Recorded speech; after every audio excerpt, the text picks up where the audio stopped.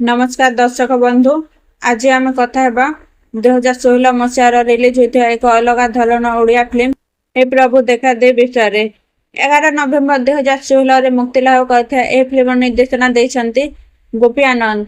Film Harihar Das, अनु चौधरी, प्रज्ञान खटुआ एवं मिहिर दास भली अभिनेता अभिनय कर। आसतु जाना फिल्म कहानी कौन।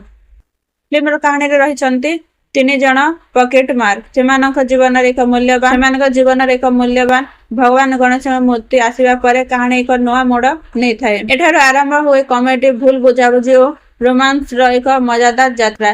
तीन जन पकेट मार परिस्थिति एवं गणेश मूर्ति नहीं घटुवा घटना दर्शकों को हसाइवा सहित कहानी प्रति उत्सुक करें।